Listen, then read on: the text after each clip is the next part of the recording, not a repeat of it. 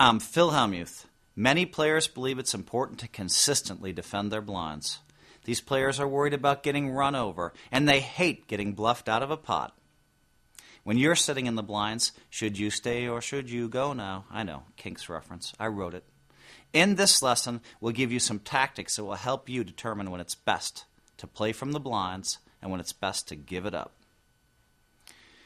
When you have chips in the pot, it's hard to let them go. Like never leaving a soldier behind, some people play every hand from the blinds, and when they bust out of every poker tournament they play in, they ask, why me? Why you? Because you played every frickin' hand from the blinds, man. You got to learn to fold.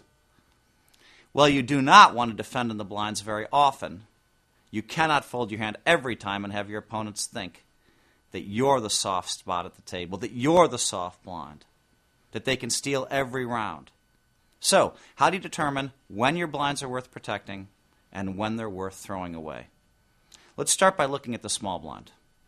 Let's say we're in a tournament where the blinds are 15-30 and every player starts with 1,500 in chips.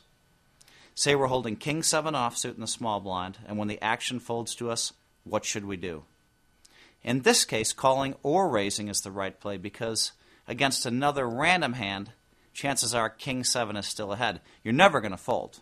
Although I may call on the spot, for you, a raise is better. Being aggressive in the small blind is important because limping, or calling like I might do, gives your opponent a chance to see the flop for free or cheap or worse, raise you and force you to fold your King 7. So you raise it. Now, let's say we're holding Ace 10 in the small blind and the player in the cutoff raises to 90. Let's take a look at our options. Our first option is to fold. If our opponent has been playing really tight, we give them a lot of credit for holding a real hand. Folding our small blind may be a viable option, but you won't see me do it very often. Our second option, and our most probable best option, is to re-raise it. By re-raising, we are likely to win the pot pre-flop when both of our opponents fold their hands. Even if the player in the cutoff does call, he'll have to give us credit for having a big hand, and he'll most likely proceed with caution unless he connects very strongly with the flop. Our third option in the hand is to just flat call the cutoff's raise. Why is calling bad? Because it does nothing to define the strength of our hand or those of our opponents. If we call, we're giving the big blind the right odds to call with almost any two cards, and unless we hit the flop, we'll have no idea of where we stand. Even if we flop top pair, we're going to have to be cautious because there's a decent chance that we're beat. What's more, just calling the cutoff's raise gives the big blind the opportunity to re-raise and push us out of the pot before the flop even hits the felt. In the big blind, most of the time we'll be facing decisions that are quite hard.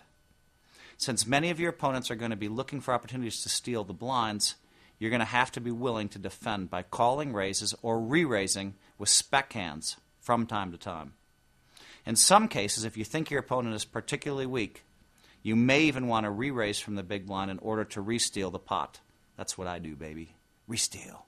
In those cases where you're not re-raising, take your opponent's aggressiveness into account.